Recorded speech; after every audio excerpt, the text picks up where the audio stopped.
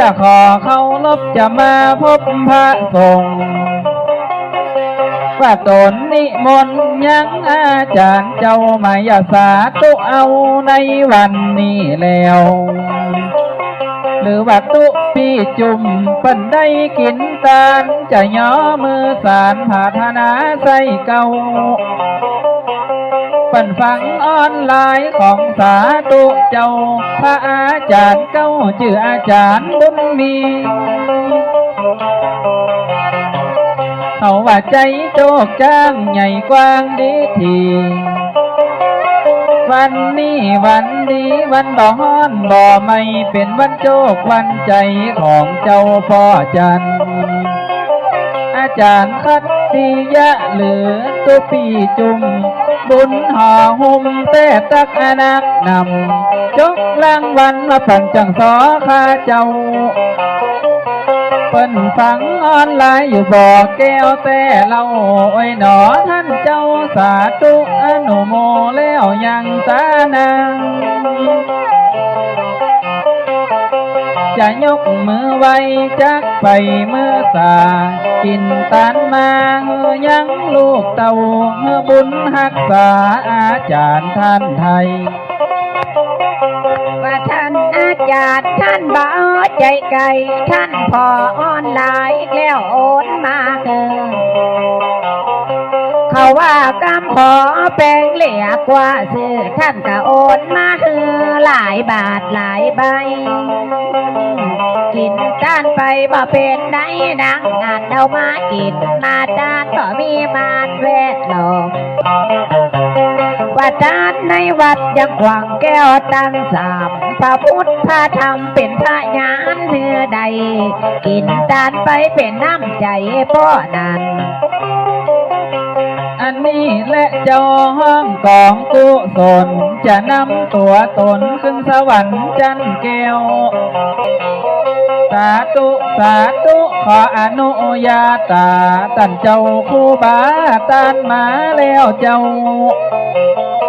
เป็นเงินเป็นคำมันก็หลายแต่เราย้อนสะพานบุญของอาจารย์บุญมี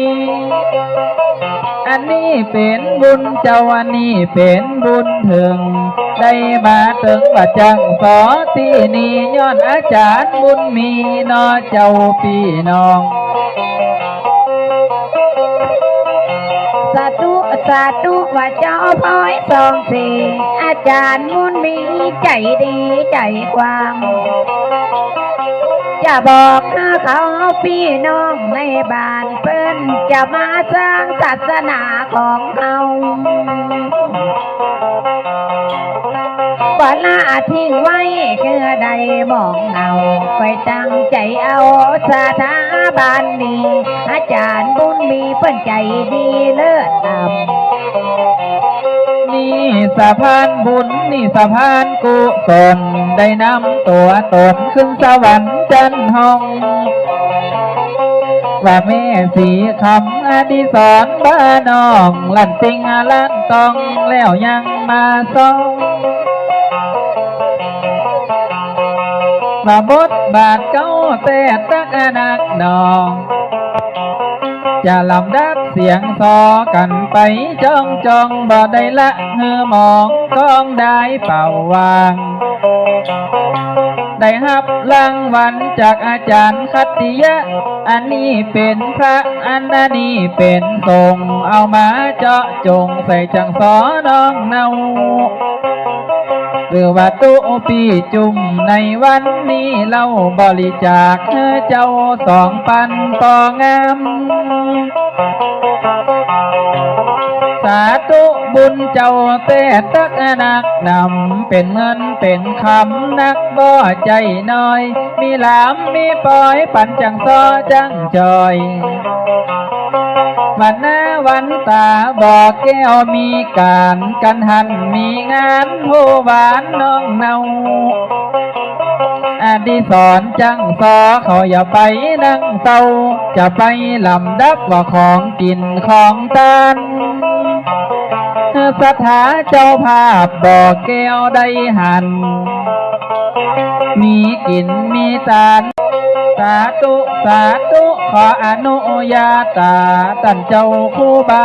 ตานมาแล้วเจ้าเป็นเงินเป็นคำมันก็หลายแต่เราย้อนสะพานบุญของอาจารย์บุญมีอันนี้เป็นบุญเจ้าอันนี้เป็นบุญถึงได้มาถึงว่าจังสอที่นี่ย้อนอาจารย์บุญมีนอเจ้าพี่น้องสาธุสาธุว่าเจ้าพ่อยสองสี่อาจารย์มุนมีใจดีใจกว้างจะบอกเขาพี่น้องในบ้านเพิ่นจะมาสร้างศาสนาของเขาว่าลาทิ้งไว้คือใดมองเอาไปตั้งใจเอาสถาบันนี้อาจารย์บุญมีเพิ่นใจดีเลิศนำนี่สะพานบุญนี่สะพานกุศลได้นำตัวตนขึ้นสวรรค์จันห้องว่าแม่สีคำอดิศรบ้านองลั่นติงลั่นตองแล้วยังมาส่องมาบทบาทเก้าแต่ตักนักนอง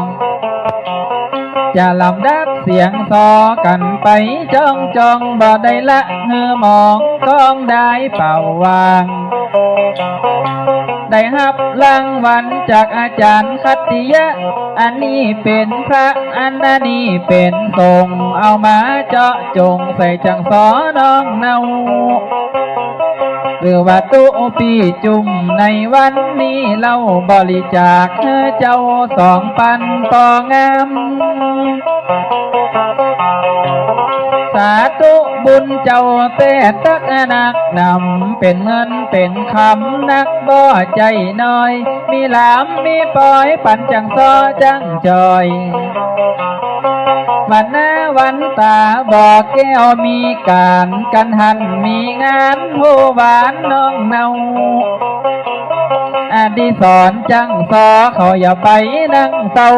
จะไปลำดับว่าของกินของทานสถาเจ้าภาพบอกแก้วได้หันมีกินมีทานก้อยโทรบอกไอ้นี่แหละน้ำใจบุญหลายเต้นลำ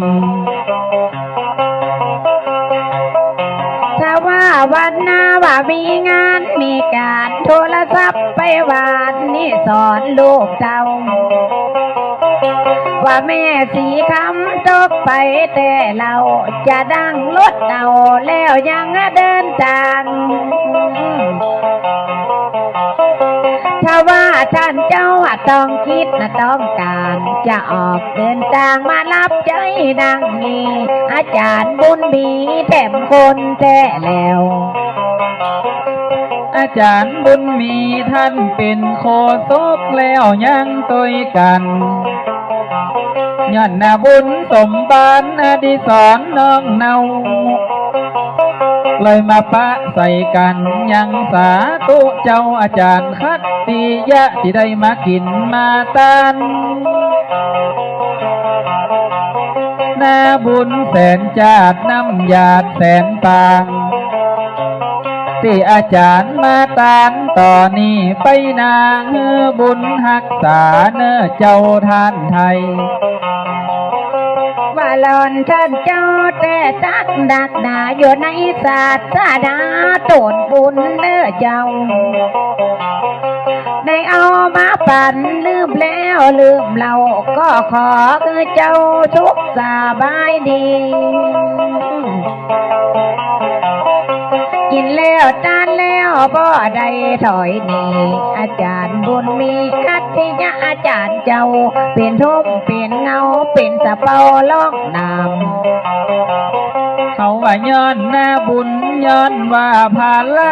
ที่เปิ้นขุดพระจากแม่น้ำของบ่ได้มัวมองพระเจ้าต้องท่านเจ้าเป็นพระเจ้าตนหลวงตนใหญ่แต่เราจะสาธุเจ้าสาธุนูบุญ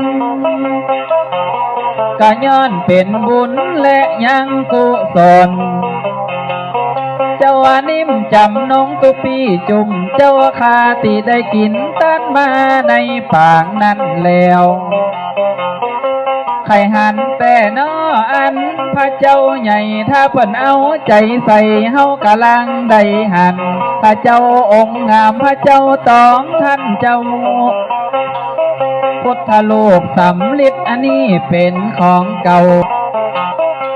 จะเล่าไข่แก่แต่ตักอนักนำสุวรรณโคมขามเอกอ่างไข่อาการเจ้าพี่น้องใครหันแต่นอพระเจ้าตนหลวงว่าได้หลอกลวงพี่น้องเขาเจ้าพูดจริงมีจริงในวันนี้เราว่าหลอนท่านเจ้าแล้วยังคอยไป